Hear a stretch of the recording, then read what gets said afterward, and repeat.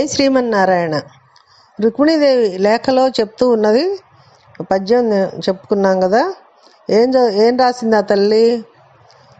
ఆడపిల్ల నాకు ఉత్తరం రాయడం ఏమి అనుకుంటున్నావా స్వామి, ఎందుకు రాశాను నేను అని పరమాత్మను అడుగుతూ ఉంది అనమాట. నీవు ధన్యుడవు, నీవు 10 మందిని ధన్యులను చేస్తావు, లోకాన్నంతటికి కూడా ఆనందాన్ని చేకూర్చేవాడివి. నీవు భగవంతుడవు, ఐశ్వర్యము, బలము, జ్ఞానము, శక్తి, వీర్యము, తేజస్సు కలవాడివి. ఆవిడ భగవంతుని గుణగణాలని ఆవిష్కరిస్తోంది, అంటే చెప్తూ ఉంది భగవంతుని గుణగణాలు. భగవానుడు సాడ్గుణ్య పరిపూర్ణుడు, కళ్యాణ సహితుడు, హేయ గుణ రహితుడు, అంటే హేయ గుణాలే ఉండవు. రుక్మిణి కళ్యాణం చేస్తే సర్వస్వ శరణాగతి చేసినట్లు. ఏముంటుంది ఆ తల్లి? ఆనాడు లక్ష్మీదేవి క్షీరసాగరంలోంచి బయటకు రాగానే ఒక్కసారి చూసి కోరి ఆనాడు నిన్ను పెళ్లి చేసుకున్నది కదా స్వామి, నేను మోహంతో ఈ ఉత్తరాన్ని రాయటం లేదు, ఆనాడు లక్ష్మీదేవి నిన్ను వరించింది కదా అని చెప్తూ ఉంది. ఇప్పుడు రుక్మిణీదేవి లక్ష్మీదేవి స్థాయిలో మాట్లాడుతోంది, ఆవిడ నిత్య అనపాయనిగా మాట్లాడుతోంది. అవతార ప్రయోజనాన్ని కూడా జ్ఞాపకం చేస్తుంది. స్వామి, నేను మీ పక్కన స్థానాన్ని కోరుకుంటున్నాను, నేను నీ వలన మోక్షాన్ని కోరుకుంటూ ఉన్నాను తప్ప నేను కోరుకుంటున్నది కేవలం కామోపభోగమే, ఒక పురుషుని ప్రేమించడాన్ని నేను కోరుకోవడం లేదు. ఇంకా చెప్తోంది, వ్రతముల్ దేవగురు ద్విజన్మ బుధ సేవల్ దాన ధర్మాదులున్ గత జన్మంబులనీశ్వరున్ హరి జగత్ కళ్యాణుగాంక్షించి చేసితి నేనిన్ వసుదేవనందనుడు నా చిత్తేశుడవుగాక నిర్జుతులై పోదురుగాక సంగరములో చేదీశ ముఖ్యాధముల్. స్వామి, నేను కానీ గత జన్మలలో ఎప్పుడైనా వ్రతం చేసిన దానను అయితే, ఒక నోము నోచిన దాననైతే, ఒక మహానుభావుడైన సద్గురువు పాదాలను ఒత్తిన దాననైతే, మనస్ఫూర్తిగా వారి పాదాలను పట్టి నమస్కరించే దానను అయితే, ఒకరికి పెట్టిన దాననైతే, పెట్టినప్పుడు లౌకికమైన కోరికలు కోరకుండా ఇది ఈశ్వరుని అనుగ్రహమునకు పనికి వచ్చును కాక అని లోపల కోరుకున్న దాననైతే, నాకు అటువంటి పుణ్యం ఉంటే అధముడైన చేది ప్రభు శిశుపాలుడు నీ చేతిలో మరణించుగాక, నేను నీ దానను అవుదును కాక అంది. శిశుపాలుడు మరణించాలని ఎందుకు కోరుకుంది అంటే ఇందులోనే రహస్యం ఉందని చెప్తూ ఉన్నారు. భీష్మకుని 5 కొడుకుల పేర్లు రుక్మి, రుక్మబాహువు, రుక్మకేశుడు, రుక్మరథుడు, రుక్మనేత్రుడు. కూతురి పేరు రుక్మిణి. 5గురికి రుక్మంతోనే పేర్లు పెట్టబడ్డాయి. రుక్మం అనగా బంగారం అని చెప్తూ ఉన్నారు. బంగారం లోభాన్ని కలిగిస్తుంది కాబట్టి ఈ శిశుపాలుడు కూడా అటువంటి వాడు. ఈ శిశుపాలని పక్కనే చేరారు. వాళ్ళు ఏంటంటే ఇంద్రియాలతోటి ఏం చేయకూడని పనులు చేస్తూ ఉంటారనమాట. ఇంద్రియాలు ఏం చేయాలి? చక్కగా తులసి వాసన చూద్దామని, భాగవతం చదువుదామని అనుకోవట. అటువంటి వాళ్ళవి ఇంద్రియములను అణచడం తేలిక కాదు కాబట్టి వెనక్కి తీసుకోలేరు. ముందుగా పుట్టిన 5గురు ఇంద్రియాలు అని చెప్తూ ఉన్నారు. చేది ప్రభు అయిన శిశుపాలుడు కామం, రుక్మిణి అంటే బుద్ధి, మనస్సు. ఇవిడే కృష్ణుడు కావాలని కోరుకుంటోంది కదా, అట్లాగా అర్థంగా చెప్తూ ఉన్నారన్నమాట. ఇంద్రియాలను గెలవలేకపోతే శరణాగతి చేయాలి. అందుకని తల్లి శరణాగతి చేస్తూ ఉంది. వాళ్ళందరినీ నువ్వే జయించి నన్ను తీసుకువెళ్ళని అర్థం ఉందన్నమాట. ఈ పద్యంలో అంత అర్థం ఉంది. అంకిలి చెప్పలేదు చతురంగ బలమ్ముల తోడ నెల్లి యో పంకజనాభ నీవు శిశుపాల జరాసుతులన్ జయించి నా వంకకు వచ్చి రాక్షస వివాహమునన్ భవదీయ శౌర్యమే ఎంకువ చేసి కృష్ణ పురుషోత్తమ చేకొని పొమ్ము వచ్చేదన్. స్వామి కృష్ణ, నీవు చతురంగ బలాలతో రావాలి, ఈశ్వర సంబంధమైన గుణములు నా యందు ప్రవేశపెట్టాలి, నీవే నా దగ్గరికి రావాలి, నన్ను ధన్యురాలని చేయాలి, నాకు ఉన్న ఈ అరిషడ్ వర్గాలని అణచాలి, ఇంద్రియ లౌల్యాన్ని తగ్గించి రాక్షస వివాహం ద్వారా నన్ను నీ దానిని చేసుకోవాలి అని చెప్తూ ఉంది.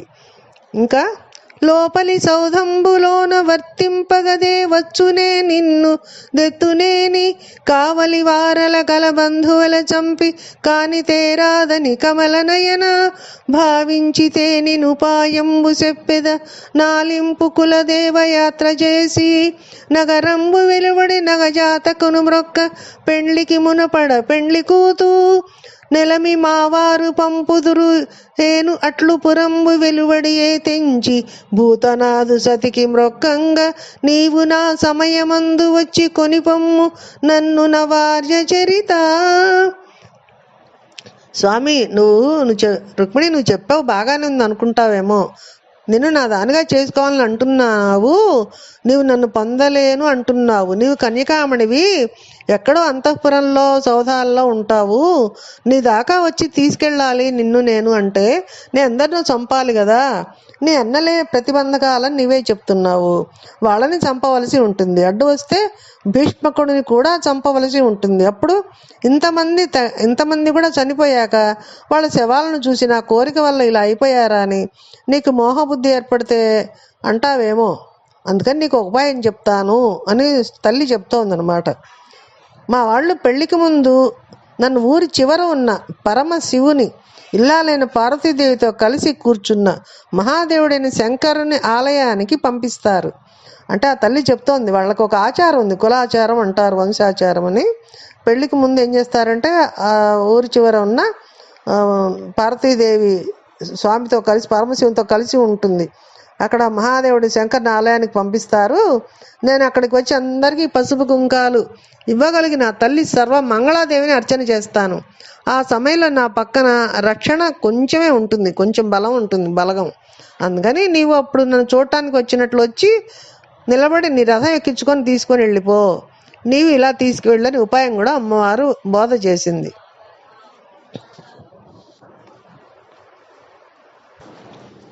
అమ్మవారు ఇలా చెప్పడంలో ఒక రహస్యం ఉంది, అది సర్వస్య శరణాగతి.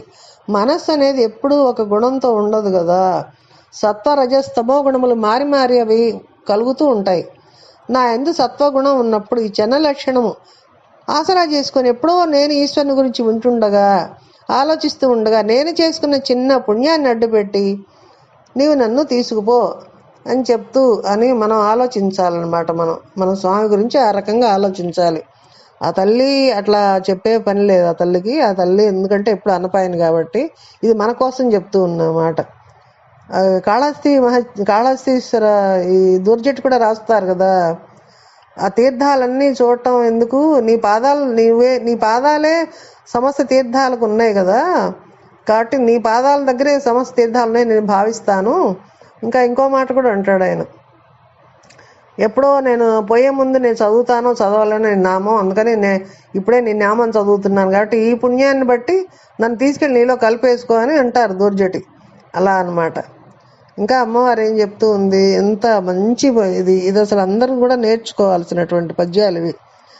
ప్రాణేశని మంజు భాషలు వినలేని కర్ణరంధ్రంబుల కలిమియేలా, పురుషరత్నమ నీవు భోగింపగాలేని తనుల తవలని సౌందర్యమేలా, భువన మోహన నిన్ను పొడగానగాలేని చక్షురింద్రియముల సత్వమేలా, దైతనీయధరామృతం బానగా లేని జిహ్వకు పలరస సిద్ధియేలా, నీరజాతనయన నీవనమాలిక గంధమబ్బలేని ఘ్రాణమేల, ధన్యచరిత నీకు దాస్యంబు చేయని జన్మమేల, ఎన్ని జన్మములకు. ఓ ప్రాణేశ, నీ గురించి వినని చెవులు ఉన్నా ఒకటే, ఊడిపోయినా ఒకటే. శిశుపాలుడు నీ గురించి మాట్లాడాడు, అతను నీకు శత్రువు, అందుచేత అతని భర్తృత్వం నాకు అక్కర్లేదు. నిన్ను చూడడానికి పనికిరాని కళ్ళు ఉన్నా ఒకటే, ఊడిపోయినా ఒకటే. నాకు ఎప్పుడు నిన్ను చూడాలని ఉంటుంది కృష్ణ, నాకు ఎప్పుడు కూడా నీ అధరామృత పానం చేయాలని ఉంటుంది. నీవు అనుభవింపని సుందర సుకుమార శరీర లావణ్యం ఎందుకు కొరగానిది, ఎందుకు పనికిరాదు ఇది.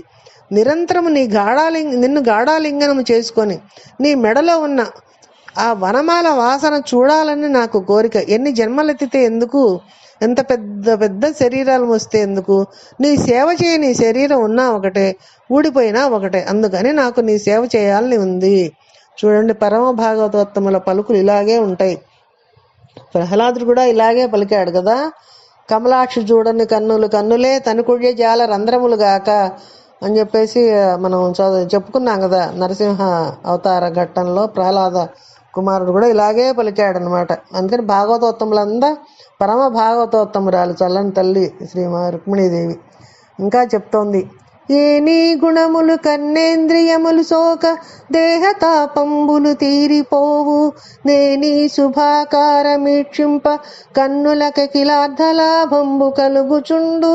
నేనీ చరణ సేవలే ప్రొద్దు చేసిన భువనోన్నతత్వంబు పొందగలుగు.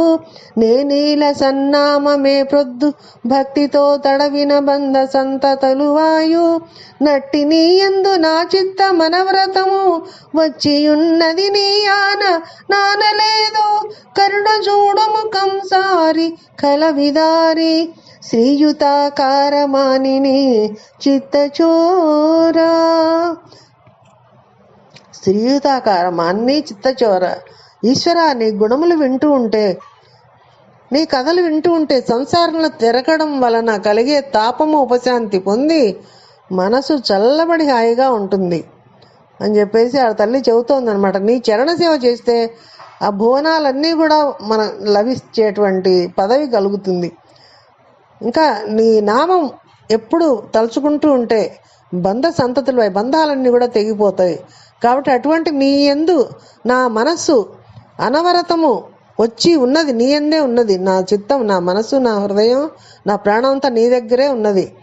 నీ మీద ఒట్టు, ఇంకా వేరే ఒట్టు కూడా నేను పెట్టట్లేదు. నీ మీద ఒట్టు, ఇదంతా ఒట్టు పెట్టి చెప్తున్నాను. నన్ను కరుణతో చూడు. కంసారి, కంసుడిని వధించినవాడా, కలవిదారి, పాపలను వధించేవాడా, శ్రీయుతాకార లక్ష్మీయుతుడవైన శ్రీకృష్ణ, మానిని చిత్తచోర, స్త్రీల హృదయాలు దోచేవాడా అని చెప్పేసి ఆ చల్లని తల్లి చెబుతూ ఉందన్నమాట. ఇంకా ఏమంటోంది? శ్రీయుతమూర్తియో పురుష సింహము పాలి సొమ్ము గోమాయువు కోరు చందమున మత్తుడు చేజ్జుడు నీ పదాంబు జధ్యాయి అయిన నన్ను వడిదా గొనిపోయేదనంచు నున్నవాడా యథమాధముండెరుగడు అద్భుతమైన భవత్ ప్రతాపమున్. స్వామి, నీకు చెందవలసిన నన్ను శిశుపాలుడు పెళ్లి చేసుకోవాలని అనుకుంటూ ఉన్నాడు. వాడెవరు? నన్ను వివాహం చేసుకోవడానికి. నీవు పురుష సింహానివి. సింహం తినవలసిన ఒక పదార్థాన్ని ఒక నక్క తిందామనుకుంటే సింహం నక్కను ఎలా చీల్చివేస్తుందో అలా నీవు వచ్చి నీ ప్రతాపం ఏమిటో చూపించి ఆ శిశుపాలుడిని పరిమార్చాలి. నీవు నన్ను చేపట్టాలి. ఇది నా ప్రార్థన.